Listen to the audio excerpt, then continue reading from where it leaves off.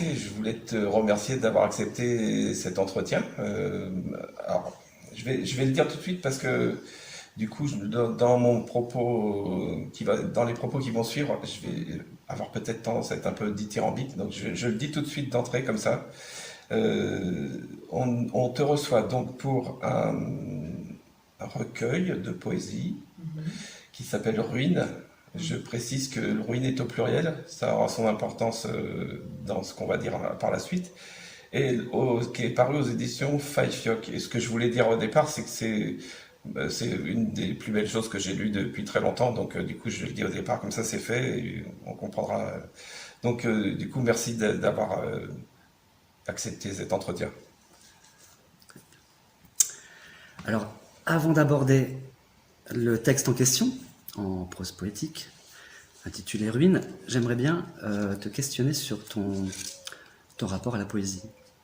D'où t'est venu ce goût pour la poésie? Est-ce que ça date de l'enfance? Je sais pas. Alors non, ça date pas du tout de l'enfance.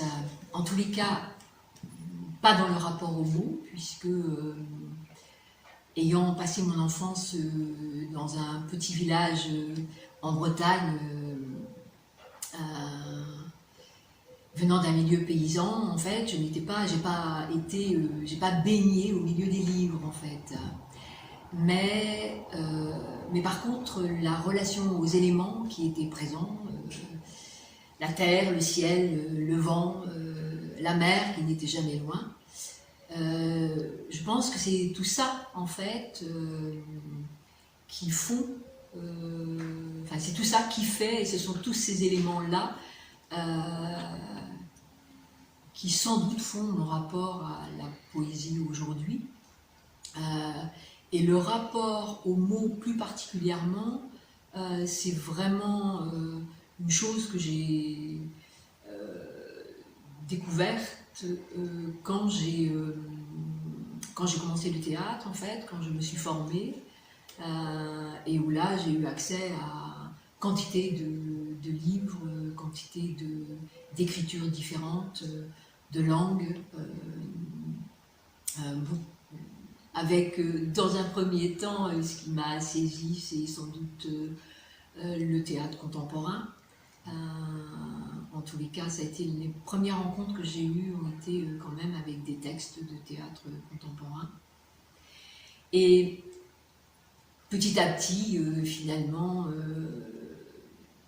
ben voilà, mon rapport à la poésie, il s'est nourri de ça au fil des années, et dans ma pratique d'abord de comédienne et ensuite de metteur en scène et puis ensuite de pédagogue. Donc voilà, pour poser le rapport aux mots. Oui, et donc pour continuer dans ce sujet-là, comment tu vois les apports de tes différentes activités, on va dire ça comme ça, le théâtre, la poésie, et puis tu es musicienne aussi, donc non? Pas du tout. Pas du tout. Ok. Non. Donc comment les uns se nourrissent des autres? Tu vois ça ou tu sépares? Non, je sépare pas en fait. Je sépare pas. Je pense que ce qui est commun pour moi entre le rapport que j'ai à la poésie, à l'écriture, le rapport que j'ai au théâtre et aujourd'hui à travers l'enseignement, comment je transmets, ce que je cherche, ce que je vise aussi à travers, enfin à l'intérieur de cet espace-là, et ce que je travaille avec les élèves. Ce qui pour moi est beaucoup autour des questions de présence. Qu'est-ce que c'est que d'être présent? Qu'est-ce que c'est d'être présent sur un plateau? Qu'est-ce que c'est que d'être au service d'un texte? Qu'est-ce que c'est que donner corps, donner vie à une matière, et y compris dans l'écriture, en fait, comment comment les choses s'écrivent dans une relation à l'espace dans lequel je suis, que ce soit à l'intérieur, à l'extérieur, et dans un rapport aussi très oral. Et justement, qu'est-ce qui t'a amené à l'écriture de poésie? Est-ce qu'il y a eu un facteur déclencheur ou ça s'est fait? Alors, non, il n'y a pas vraiment de facteur déclencheur et je n'ai jamais pensé que j'écrivais de la poésie. C'est juste qu'à un moment donné, c'est dans cet espace-là que mon premier livre a trouvé une place, puis le second et maintenant le troisième. Mais j'ai un rapport aux mots depuis très longtemps. Alors j'ai ce côté un peu où je me sens un peu comme une vagabonde, c'est-à-dire que j'écrivais des choses, je laissais ces choses reposer ou dans mes tiroirs ou je les ai laissées de côté parce que je considérais que finalement l'écriture, ou en tous les cas, ne me convenait pas tout à fait. Enfin, il y avait quelque chose du rapport de la forme et du fond. C'est comme ça que je le dis aujourd'hui, mais c'est vraiment un cheminement. Hein. Je dirais que j'ai pas cherché à écrire, finalement. C'est plus les mots qui sont venus à moi, et du coup, ben, comment on accueille ça, et puis après, qu'est-ce qu'on fait de cette matière qu'on accumule, et à quel moment... il y a aussi des textes que j'ai abandonnés parce que ou qui vont ressortir d'une autre façon après, parce que pour moi il était aussi question de travailler la langue en fait. Écrire c'est aussi travailler la langue et en tous les cas tenter d'aller vers sa propre langue. Je mettrais ça entre guillemets, mais voilà, en tous les cas, c'est un peu ça qui m'a conduit. Alors, pour qu'on puisse se rendre compte de la teneur de ce recueil, mon intention au départ c'était de lire moi, mais je vais te mettre à la contribution. Et particulièrement, j'aimerais bien que tu nous lises la première page. Oui. Jusqu'à Monde, si je me souviens bien, et la dernière, sans divulgacher la fin, oui. Si tu veux bien. Oui. Donc la première jusqu'à Monde, j'aimerais bien, et puis pour qu'on puisse rendre compte, la dernière page jusqu'à Pied, enfin le dernier paragraphe jusqu'à Pied, en tout cas. Je ne sais pas si je me suis fait bien comprendre, mais le dernier paragraphe qui commence par ardoise et qui se termine à pied. Mais je ne veux pas divulgacher la fin parce que je veux laisser le bonheur de découvrir ça aux lecteurs futurs et aux lectrices. D'accord.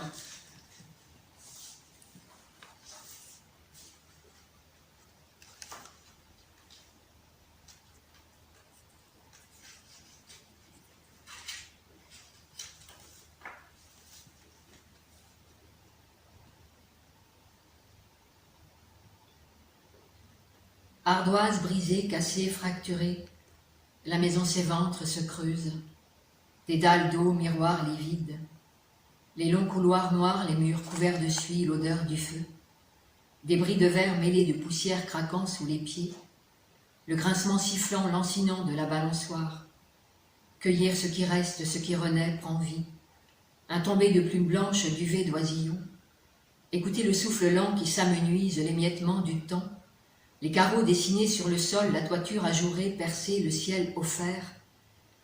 Le vent est grand, bruissement de branches brindilles, dans le grand désordre du monde.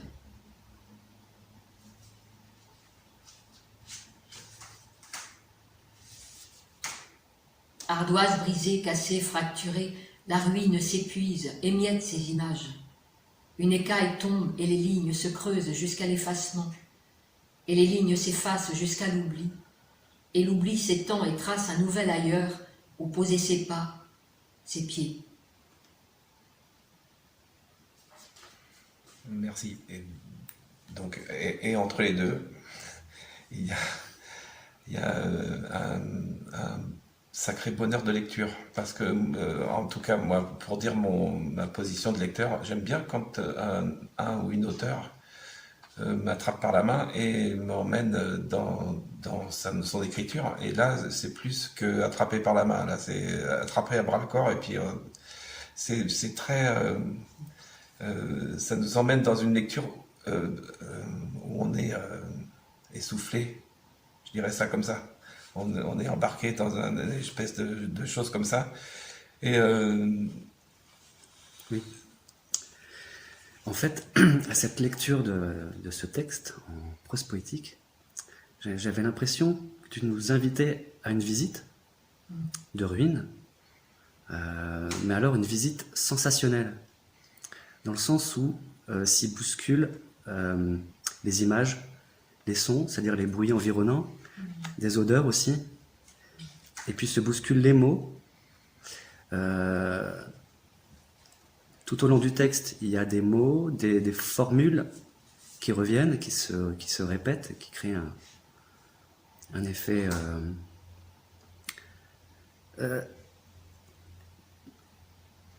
qui nous met en situation vraiment de cette visite. En fait, je trouve que la forme, elle est très, très adaptée au fond, et que ton langage, ton écriture, vraiment nous guide. Voilà. Et qu'est-ce que je voulais dire d'autre ? Que c'est une visite qui est rythmée par des bourrasques, par des choses violentes. C'est pas une visite apaisée d'une ruine qui dort, parce qu'elle est très, elle est habitée par ces images, ces sons. oui, c'est aussi un peu pour ça que je te demandais tout à l'heure si tu étais musicienne, parce qu'il y a un rythme quand même, avec image après image, mot après mot. Donc la question bête, mais comment tu as construit ça? Ça, c'est une question alors, très intéressante pour moi. Alors, au départ de ce texte, je partageais une résidence d'écriture en Bretagne dans une petite église désacralisée, où il y avait encore quand même beaucoup de... L'église n'avait pas été complètement vidée, donc il y avait énormément de tableaux qui étaient présents, enfin en tout cas de Christ, de choses comme ça. Et puis il y avait une amie qui peignait, donc en fait on était toutes les deux, on partageait cet espace. De temps à autre c'était elle qui était là et qui peignait, et de temps à autre c'était moi. Et donc j'écrivais. Alors j'écrivais à la fois en résonance avec ces toiles, en résonance avec le lieu. Il y avait une rivière qui n'était pas loin. C'était le mois de janvier, c'était quand même assez sombre, pluvieux, voilà. Et ça a été le premier temps de résidence. Donc là, j'ai abattu de la matière, jour 1, jour 2, jour 3, etc. Puis, j'ai déconstruit tout ça, j'en ai extrait des courtes phrases. Et on a fait un petit temps de restitution où moi j'ai lu ces passages. On a fait une sorte d'installation dans cette église où on a recouvert un fauteuil de mes brouillons. Je me rappelle d'une vieille femme se penchant sur le fauteuil pour lire ce qu'il y avait décrit. Puis après, on a refait une autre résidence, un deuxième temps de résidence pour poursuivre. Et ensuite, je me suis retrouvée avec toute cette matière. Mais il n'y avait pas de forme. Enfin, en tout cas, ce que j'avais déconstruit, ce que j'avais extrait comme courte phrase ne me convenait pas. Donc j'ai reconstruit ça, redéconstruit, mis toutes mes phrases au mur. Et un jour, je faisais le ménage en même temps, je passais l'aspirateur et puis je me suis arrêtée devant mon mur de phrases Et là, j'ai enchaîné toutes les phrases et ça a donné le premier bloc de ruines, en fait. Ah. Mais alors, une fois que j'ai eu mon premier bloc, derrière, je suis quand même restée assez longtemps à me dire « Waouh, qu'est-ce qui va s'écrire derrière, en fait ?» Je n'avais aucune idée de où j'allais. Au départ, le titre de la résidence s'appelait « Rebond », donc « Ruine » est né finalement de la poursuite de l'écriture. Et voilà, et après, ben, j'ai continué en fait, est arrivé le second bloc, et puis les blocs un peu plus courts, les fragments plus courts, jusqu'à arriver à la fin de ce texte. Mais c'est vraiment un texte qui m'a demandé beaucoup de travail, beaucoup de temps, qui m'a énormément appris. Sur la capacité à se perdre dans une matière. Je m'étais un peu perdue dans mon premier texte, mais pas autant que dans celui-là. Voilà ce que je peux dire. Et c'est quand même une écriture, mais ça, c'est pas valable que pour ce texte. C'est quand même un rapport, je travaille beaucoup à l'oreille. Donc j'écris aussi pas mal. Finalement, j'écris pas tant que ça à la table. Je me balade, avant j'avais un petit dictaphone et puis maintenant j'ai acheté un petit zoom et je me balade avec ça. Et certains de mes textes, je peux dire, ah ben, cette partie-là, je l'ai écrit à tel endroit, celle-là à tel autre, celle-là. Je pourrais presque avoir une cartographie des endroits où j'ai écrit des fragments en fait de ce texte-là, comme des autres ou comme d'autres fragments. Et bon, du coup, il y a eu un moment de construction. Oui. Et alors, je vais répéter ma question différemment. Mais, donc, comment tu as fait la construction de tous ces fils qui s'entrecroisent, qu'on peut un peu tirer au début, et puis au fur et à mesure, ça s'entrecroise. Oui, chaos, c'est bien le mot qu'on pourrait mettre au début. Donc, comment ça s'est fait? Comment j'arrive à ça? Comment tu arrives à ça? Comment t'as mêlé tous ces fils? J'allais dire tricoter, mais c'est moche comme mot, mais quel travail t'as fait pour... parce que je reviens encore à un musicien, mais on va dire, il y a un rythme. Oui. Les blocs, ils sont pas mis là par hasard. Il y a une rythmique tout le long, donc on l'entend quand on lit le texte et qu'on l'entend dans sa tête, on l'entend le rythme. Donc comment Et même sur ce rythme, il y a des formules qui se répètent avec des variations aussi. Oui. Ça participe aussi à la petite musique. Et c'est ça. Oui, oui, et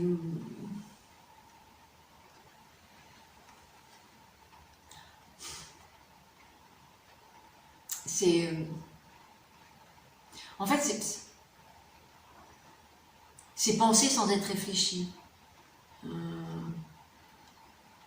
J'ai pas voulu écrire comme ça, d'une certaine manière, en fait. C'est-à-dire que tout à coup, je m'immerge moi-même, enfin comme je dis, je me perds, mais je me perds vraiment en fait. J'écoute mon texte au casque et puis par un moment, je ne sais plus où je suis dans mon texte, à force de répétition des motifs qui reviennent.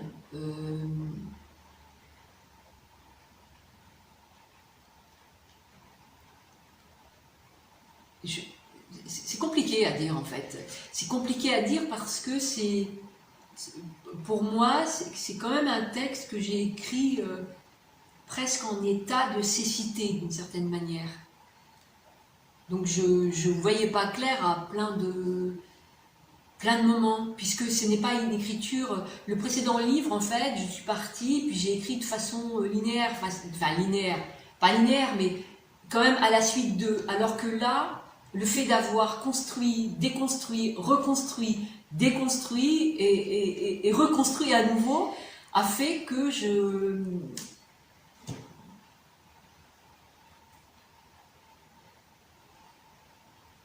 en fait, c'est comme si à travers ce texte, j'avais appris Enfin, j'ai pris un chemin pour l'écrire. Je ne suis pas sûre que je le reprendrai sur un autre, je n'en sais strictement rien, mais en tous les cas, c'est ce chemin qui s'est imposé. Enfin, je ne peux pas le dire autrement. Je crois que c'est vraiment... Enfin, tout le travail pour moi, quand j'écris, c'est quand même de travailler à faire que ça écrive, quoi, en fait. De lâcher la volonté d'écrire pour que ça écrive. C'est pas simple. Non, mais ça me va comme réponse. Alors, je vais avant de repasser la parole à Aloïs, je vais encore une fois dire ce qui m'est venu à la lecture en lisant ton recueil. Dans ma tête, il y avait une expression, une locution qui m'est revenue. Je vais être désolé pour ceux qui savent mieux me prononcer que moi, qui dit Ordo ab chaos. L'ordre vient du chaos. Et moi, je pense que ça résume bien ça. Et surtout qu'on ne va pas tarder à parler d'un moment du recueil où il y a une bascule. Ok. C'est vrai que, bon, à travers cette visite, il y a une forme de chaos, de désordre, les éléments s'affolent, des bruits interviennent, des crissements de câbles, par exemple, des bruissements. Et c'est comme si on était guidé à travers ces ruines et à travers ce tumulte de sensations, on en arrive à, comment dire, à dépasser par l'oubli, par l'égarement, à dépasser ce premier stade de chaos pour en arriver à une qualité de présence, parce que c'est vrai qu'à un moment donné dans le texte arrivent les mots « être là », qui là aussi, et on dirait qu'à partir de là, il y a un changement dans le rythme, un changement dans la musique même. Je dirais pas qu'on va vers un apaisement total, final, mais il y a une rupture dans la petite musique. Alors, est-ce qu'on est dans le juste, selon toi?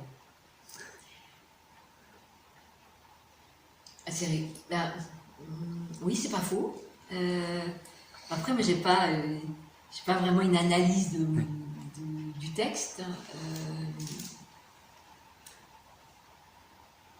Mais oui, enfin, oui, il y a quelque chose il y a une forme d'accalmie, en fait. Un peu comme la tempête. Il y a un moment donné où il y a des moments d'accalmie dans une tempête. Quand les éléments se déchaînent, il y a une accalmie. Ou quand il y a des tempêtes entre les humains, entre des êtres, c'est pareil. Il y a des moments où ça pèse. Enfin, ça peut s'apaiser. Et il y a une forme d'accalmie, une forme de distance qui permet de respirer un peu différemment, enfin, un peu plus calmement. Et, est-ce que tu pourrais nous dire quelque chose de ce être-là? Parce que c'est comme si ce premier déchaînement d'éléments, de sensations, conditionnait le visiteur, le lecteur, à une qualité de présence, en fait, qu'il n'avait peut-être pas auparavant, mais cette manière d'être là, pour s'ébahir notamment, etc. J'ai l'impression que ça fait partie du parcours parmi les ruines, qu'il fallait nécessairement passer par ce déchaînement de sensations et d'éléments pour en arriver à cette qualité ce que j'appelle qualité de présence, d'être là.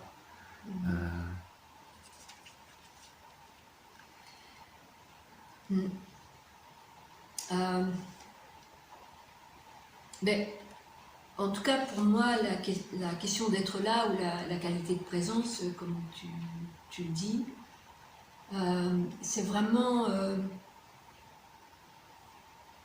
c'est aussi cette qualité de présence dans le geste même d'écrire. mais sans sacraliser cette chose en fait. C'est tout à coup se rendre disponible pour, comme se rendre disponible pour lire, comme écrire aussi. En tout cas, moi j'ai commencé ce recueil, effectivement, je l'ai écrit en étant dans un espace, qui était cette église, qui était très grande quand même, quoi. Donc du coup, on a une grande hauteur sous plafond. Tout ça, ça change beaucoup de choses, quoi. Et puis j'étais en présence des œuvres de Carole.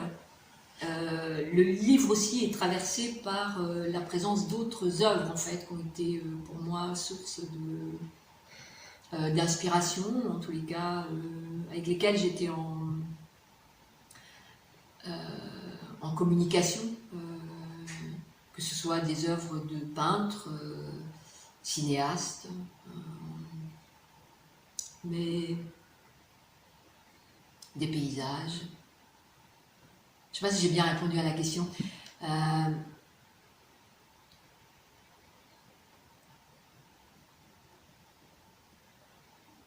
Peut-être sur la première partie, la question d'être là est une étreinte forte de ce qui charrie, de ce qui bouscule, de ce qui s'agite. Et de ce à quoi on est soumis dans ce moment-là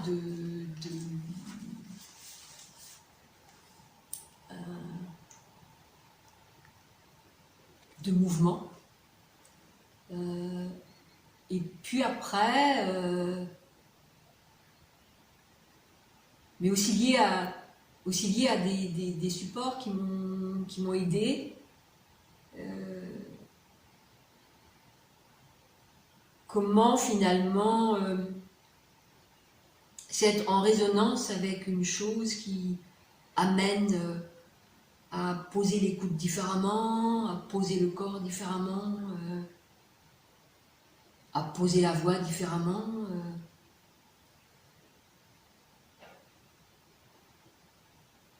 À étendre le silence, à écouter le silence, à sentir le silence.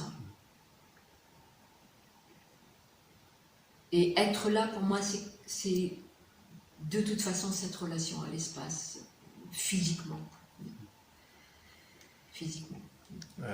Oui, voilà. Pour rajouter un peu encore avec nos sensations de lecture, tu parles d'espace et moi je vais essayer de t'emmener sur le temps parce que j'ai l'impression que avant le premier être là, alors que tout est chaotique, j'ai l'impression que le temps est figé et qu'après le être là, le temps recommence, on découle doucement. J'ai regardé s'évanouir le temps. C'est juste après le premier être là. Le temps démarre. Et je vais te laisser réagir à ça. Et puis ma question, ça va être pour toi, qu'est-ce qui reste dans ce recueil de l'église de départ? Alors, la question du temps,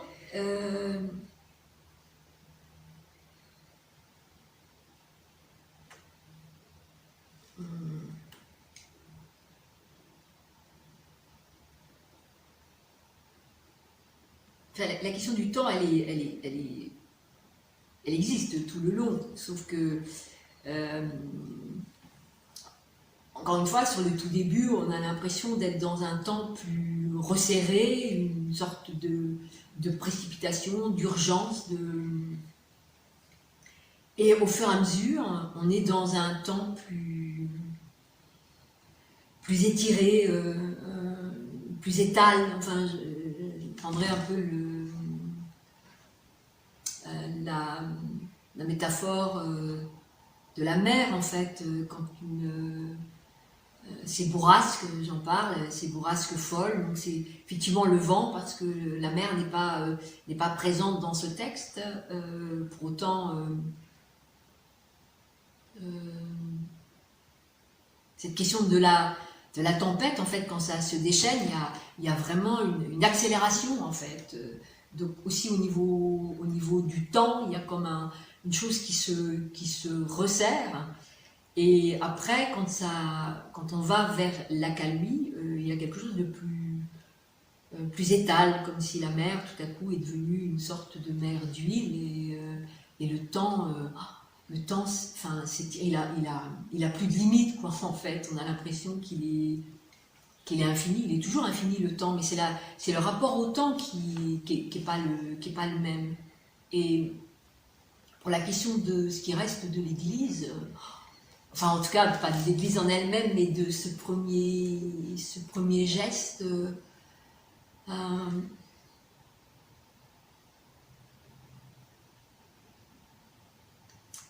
je sais pas trop en fait. Je dirais sans doute c'est présent dans le premier bloc. Parce que beaucoup d'images du premier bloc sont nées pour une grande partie lors de ce premier temps d'écriture. Puis il y en a auxquels j'ai renoncé, qui sont quelque part, en tout cas, qui restent là en attente, des fragments, des images en fait, qui peut-être vont atterrir dans un autre texte, je ne sais pas trop. Mais je dirais oui. Probablement, oui, c'est la première partie où il y a la présence des œuvres de Carole.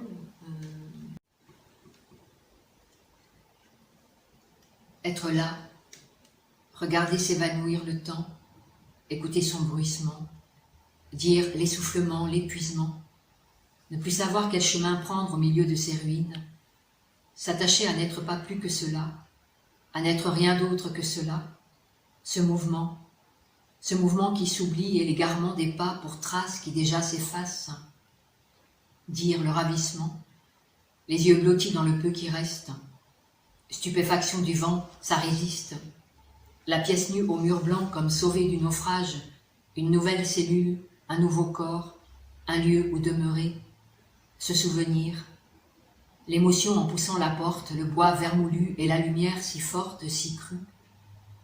Cécité d'un instant. Le regard se resserre autour du motif. Ici commence et finit la ruine. À cette porte. Un dernier geste, le temps d'un pas, courir jusqu'à perdre le sol. N'entendre rien, rien que le vent et le froissement des feuilles sous les pieds. Le crissement des câbles au loin.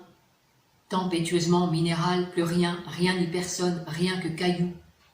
Ruine, ruinée, bourrasque, folle. Ça bruit. Les images se pressent, s'agglutinent en une architecture tremblante.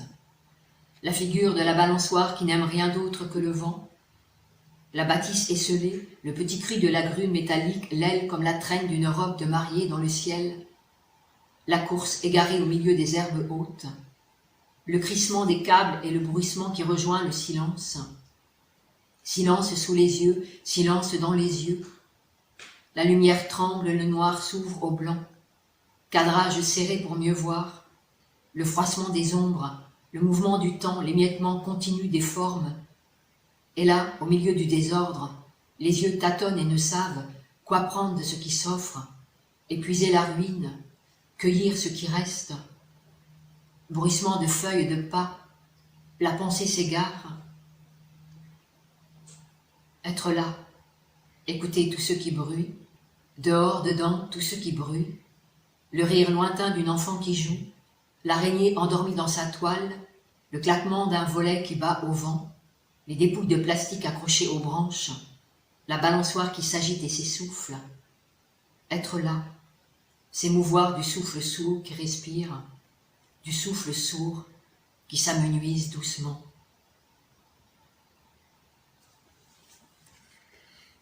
Merci. Alors, la dernière question, c'est une question piège. Est-ce que dans tes lectures récentes, tu pourrais nous donner envie de lire des poètes ou des poétesses que tu aurais lus récemment? Alors, j'espère que oui. Il y a une poète que j'aime beaucoup qui s'appelle Marie-Laure Zos, qui a publié plusieurs recueils chez Chêne Éditeur, un recueil chez Faye Fioc. Une grande rencontre pour moi parmi les poètes, ça a été Antoine Aimaz, qui est publié chez Tarabuste. Je recommande toute son œuvre, mais peu importe, ça a été le premier texte d'Antoine que j'ai lu.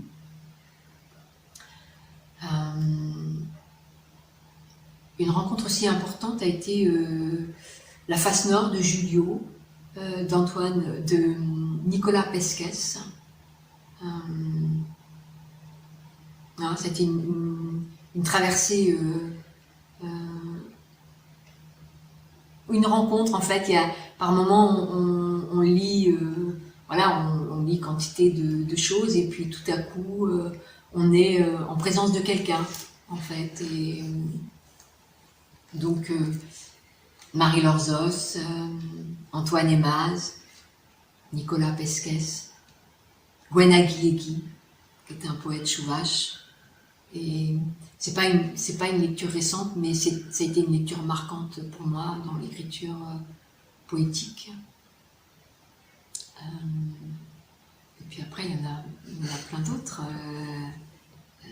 C'est pas de la poésie, mais elle n'a pas forcément écrit de la poésie. Pour moi, en fait, l'écriture, elle n'est pas non plus cantonnée à un espace et un champ, mais je pense à Michel Desbordes, au commencement. Le recueil de Dominique Morisy, Rituel. C'était une des lectures plus récentes.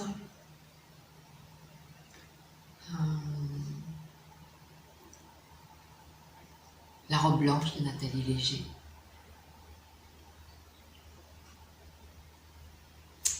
Et Chemin d'encre de Bernard Noël. Le chemin d'encre de Bernard Noël. En tout cas, merci de nous avoir accordé cet entretien. Mais merci à vous. Merci.